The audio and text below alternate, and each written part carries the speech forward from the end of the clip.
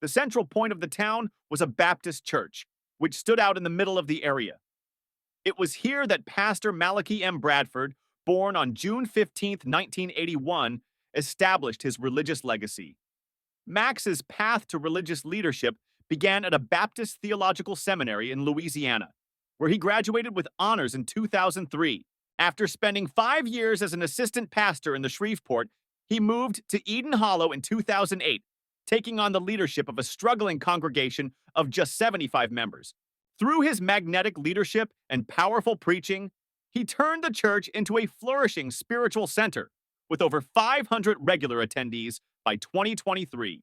In 2005, while still in Shreveport, Mac wed Nia Thompson, a second-generation Vietnamese American whose parents had immigrated to Louisiana in 1975.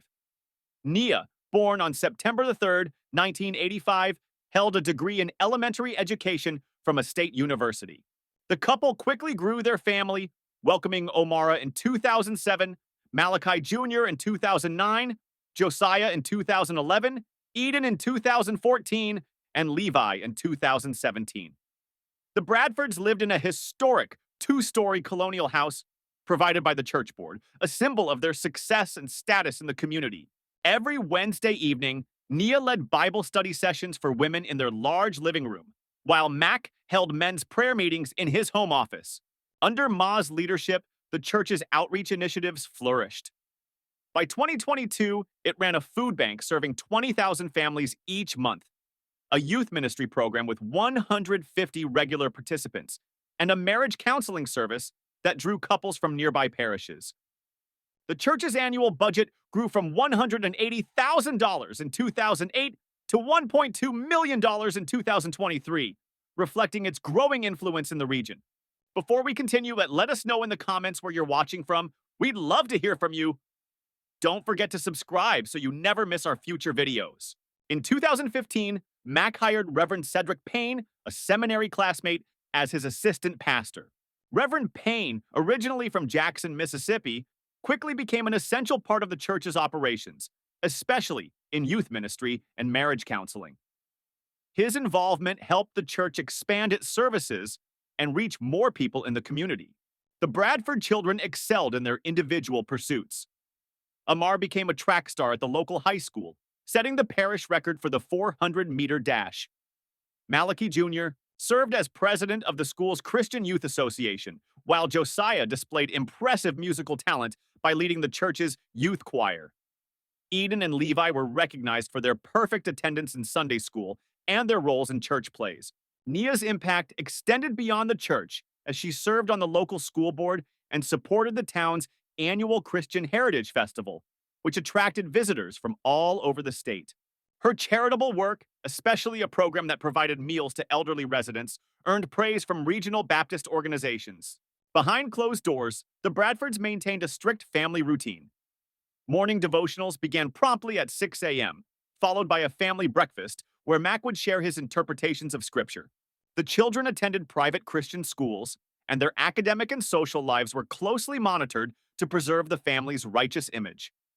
Mac's sermons often included personal stories about his family life, presenting them as examples of Christian virtue. He frequently emphasized the importance of maintaining a pure household, free from worldly distractions.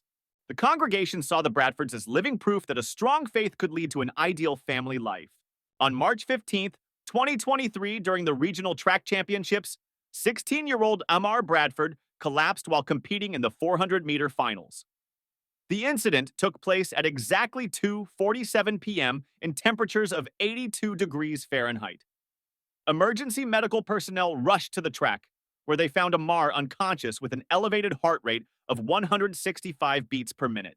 She was immediately taken to the Regional Medical Center, where Dr. Marcus Williams, a cardiologist with 20 years of experience, oversaw her evaluation.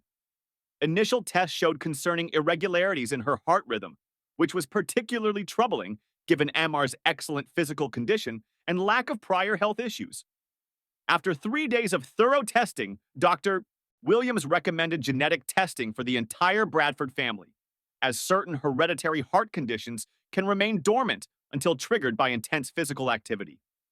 The cost of the genetic test was $2,800, which the church board offered to cover through their health assistance fund. Mack agreed to the testing, seeing it as a necessary precaution for his family's health. However, Nia's response raised some concerns among the medical staff. She tried to discourage the testing, suggesting other causes for a Mars collapse, such as dehydration or overexertion. When her objections were overruled, she withdrew emotionally. The testing began on March 21, 2023, with each family member providing saliva samples at the medical center's lab. These samples were sent to a specialized genetic testing facility in Atlanta, Georgia, with results expected in 3 to 4 weeks. During this period, Amar remained under medical observation and was not allowed to participate in any athletic activities. The track team held a prayer vigil for her recovery, led by Reverend Cedric Payne, who had been especially concerned about her condition. Payne visited the Bradford home frequently, offering spiritual support. The genetic test results arrived on April 18, 2023. The Bradford family gathered in their living room after evening prayers to go over the findings. The initial conversation focused on their family's ancestry, which included various European and Asian backgrounds. However, as Mack reviewed the genetic relationship section of the report, his demeanor dramatically changed. The results showed that Mack was not biologically related to any of his 5 children, with a probability of error of less than 0.001%. Shocked, Mack immediately contacted the testing facility to verify the results. His hand shook as he dialed, his voice shifting between anger and desperate hope that it was all a mistake. While waiting for confirmation, Mack launched his own investigation. He secretly ordered a second set of tests from a different lab, paying with his personal savings.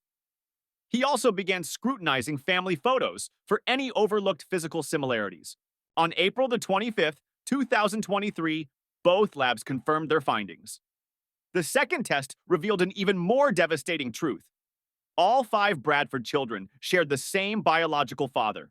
Through a detailed analysis of genetic markers, it was confirmed that Reverend Cedric Payne, who had been part of their lives for years, was the biological father of all 5 children.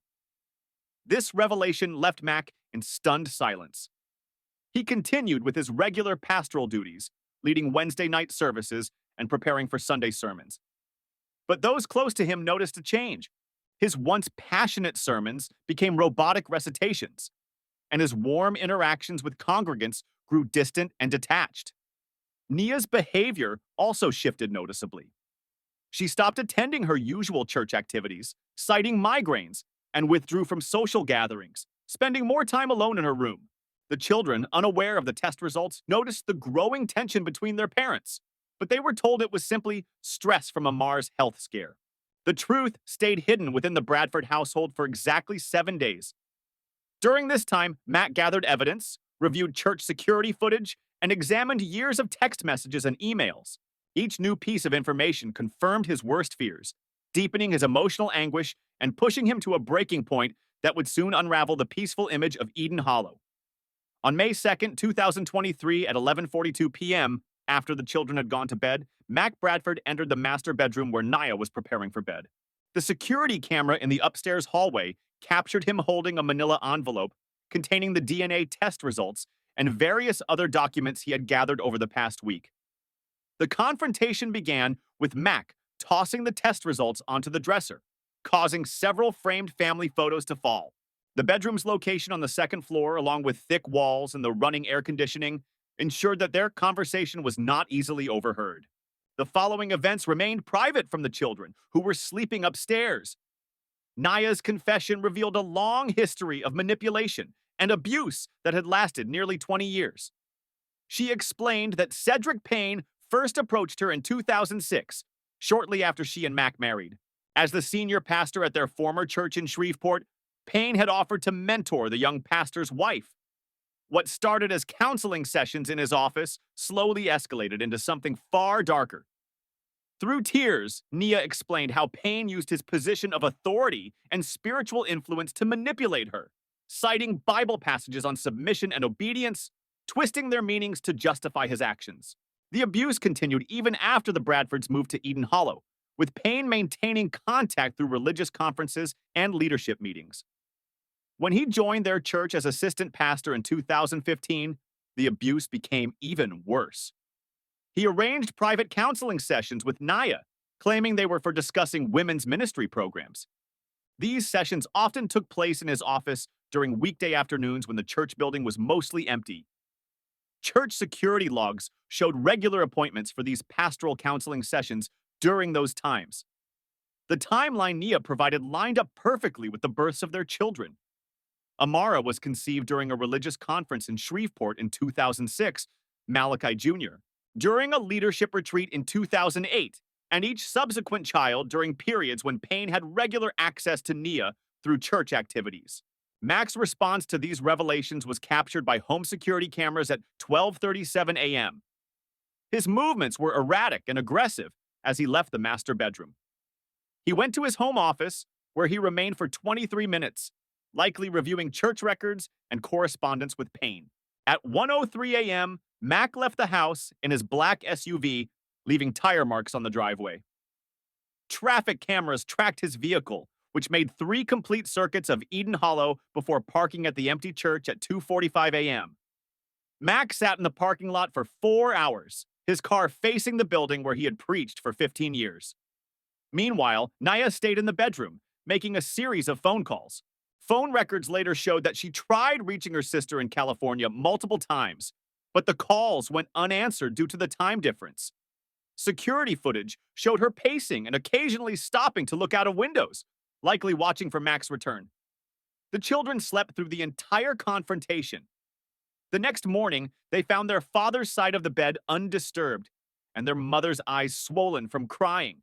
When asked, Nia claimed she was still concerned about Amara's health condition. The children went on with their morning routine, unaware of the deepening crisis within their family. Mac returned home at 7:15 a.m., just as the children were heading off to school. He appeared calm, but those who knew him well would have noticed subtle differences. His usually neat appearance was disheveled, his pastoral collar was missing, and his hands trembled slightly as he held his car keys. He walked past Naya without acknowledging her and locked himself in his study. Over the next few days, Mac maintained a composed exterior while processing the devastating betrayal internally. He continued his pastoral duties, though congregants noticed that his sermons increasingly focused on themes of betrayal, justice, and divine retribution. His references to family life, once a staple of his preaching, vanished completely. Between May 3rd and May 11th, Mac carefully maintained the appearance of normalcy. Security footage from various locations around Eden Hollow showed him performing his usual routines with mechanical precision. He attended morning prayer meetings, counseled church members, and even officiated a wedding on May 7th. During this time, Mac delivered 3 sermons, each centered on biblical themes of betrayal. On May 5th, he preached about Samson and Delilah. On May 8th, he focused on Judas's betrayal of Jesus. And on May 10th, he centered on David's punishment of Absalom. Congregants later recalled that his voice carried an unusual intensity during these services. On May 11th, Mac announced plans for a special community dinner to be held at the church on May 14th. He presented it as a celebration of unity and healing, claiming divine inspiration for the event. The chosen menu featured runes, a meat-filled pastry that had become a local favorite. On May 12th, Mac purchased supplies for the dinner, including flour, yeast, vegetables, and an unusually large quantity of meat grinding equipment. He also bought several new kitchen knives, heavy-duty garbage bags, and industrial cleaning supplies from a hardware store 30 miles outside Eden Hollow. The murder occurred on May 13th, 2023, around 11:45 p.m. The children were asleep upstairs, their bedtime routine completed hours earlier. Home security footage showed Mac disabling the kitchen's motion sensors at 11:30 p.m., leaving only the exterior cameras active. Nia entered the kitchen at that time wearing pale blue pajamas to assist Mac with dinner preparations. The last image captured by the cameras showed her standing near the kitchen island, watching Mac retrieve something from a drawer. What followed was reconstructed through forensic evidence and Mac's later confession. Using a newly purchased carving knife, Mac stabbed Naya 17 times. The fatal wound, according to the medical examiner's report, penetrated her heart, Investigators later found traces of her blood, despite Mac's efforts to clean thoroughly. Microscopic evidence revealed that he had used the kitchen's commercial-grade meat grinder to process her remains. Throughout the early hours of May 14th, Mac methodically prepared dozens of runes.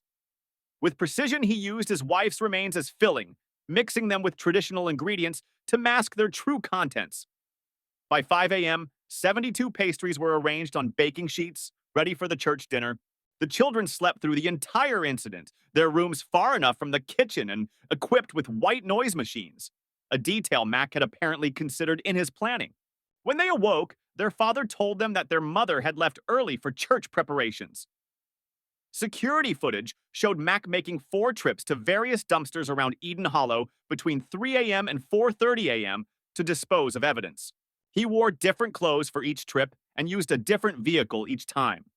His SUV for the first trip, his son's bike for the second, and walking for the others, showing careful premeditation to avoid detection. At 7 a.m., Mac changed into his Sunday best and made breakfast for his children, as if it were any other day. He drove them to Sunday school at 8:30 a.m., dropping them off with a smile and a wave. This meticulous attention to detail would later be cited by prosecutors as evidence of his methodical state of mind during the crime. By 11 a.m., as the congregation began gathering for the special service, the runes were warming in the church ovens, and their aroma filled the building. It drew appreciative comments from arriving members, but none suspected they were about to unknowingly partake in one of the most horrific acts of revenge in criminal history. May 14th, 2023, began with an unusually large turnout at the church. Records from the guest registry showed 247 attendees, including several visitors drawn by announcements of the special Unity service.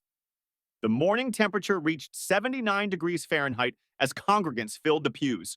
At 11 a.m., Mac delivered a 40-minute sermon titled The Price of Betrayal, drawing parallels between biblical accounts of vengeance and modern-day redemption. Witnesses later recalled his unusual focus on Old Testament stories of divine retribution. Security footage captured him glancing repeatedly at Reverend Payne during key moments of the sermon. The communal meal began at 12:45 p.m. in the fellowship hall. Mac had strategically arranged the seating, placing Reverend Payne at the head table alongside church elders.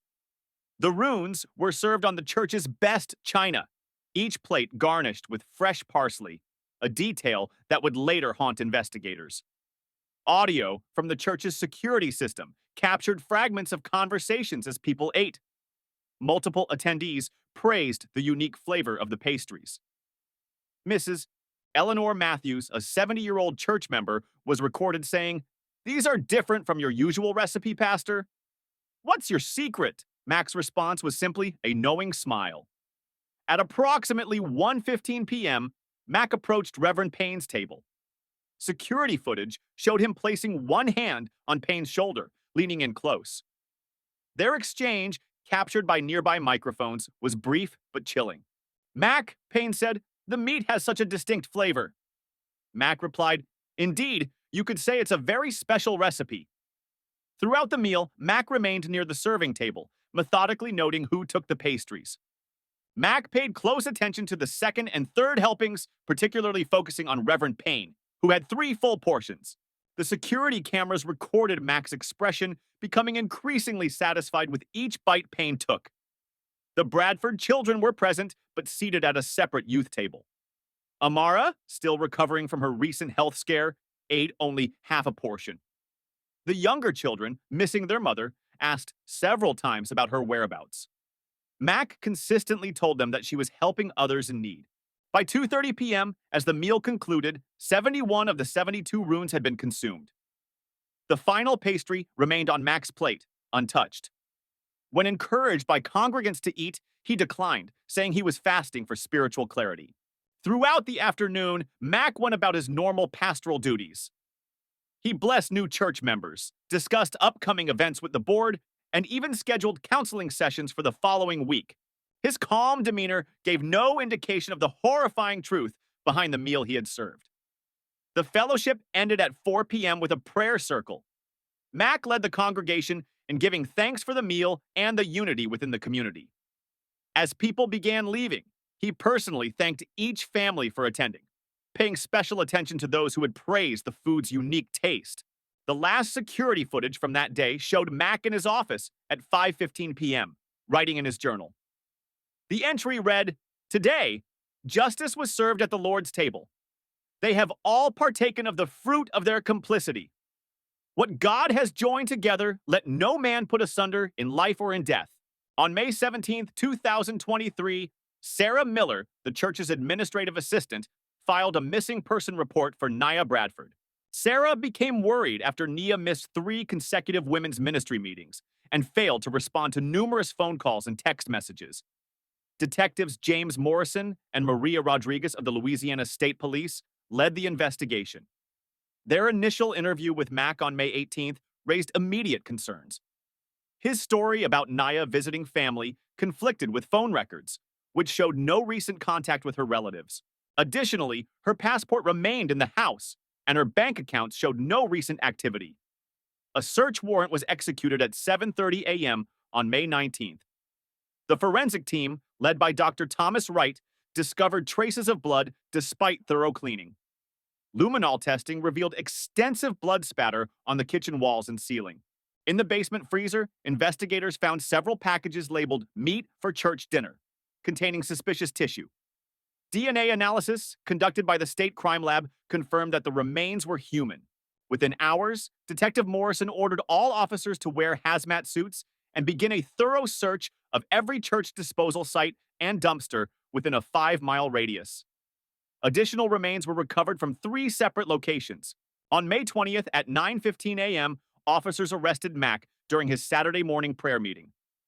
Body camera footage captured his eerily calm demeanor as Detective Rodriguez read him his rights. His only statement during the arrest was, "The Lord's justice has been served." During a 17-hour interrogation, Mack provided a detailed confession. He described the murder with clinical precision, explaining how he had planned each aspect to ensure maximum psychological impact on his intended target, Reverend Payne. The recording of his confession would later be used as evidence of his methodical state of mind. The investigation expanded to include Reverend Payne after Mack's revelations about paternity. DNA samples confirmed that Payne was indeed the biological father of all 5 Bradford children. When confronted with evidence of his long-term abuse of Nia, Payne attempted suicide in his office but was found and hospitalized. The trial began on September 12th, 2023. The prosecution, led by District Attorney Robert Martinez, presented evidence of premeditation, including Mack's purchase of grinding equipment and cleaning supplies. The defense team argued temporary insanity, bringing in Dr. Patricia Anderson, a forensic psychiatrist, who testified about the severe psychological trauma Mack experienced upon discovering the truth. The jury reached its verdict on September 28, 2023. Mack Bradford was found guilty of first-degree murder and sentenced to life imprisonment without the possibility of parole. In a separate trial, Cedric Payne received 20 years for sexual abuse and coercion. The aftermath devastated Eden Hollow. Church attendance plummeted from 500 to fewer than 50 within weeks. The building was eventually sold and repurposed into a community center. The Bradford children entered the state foster care system, their lives forever altered by their parents' tragic actions. News media descended on Eden Hollow, turning the small town into a national spectacle. The case was featured on several television programs and became the subject of multiple books. Mental health professionals studied the case as an example of how religious authority could be used to conceal and facilitate abuse.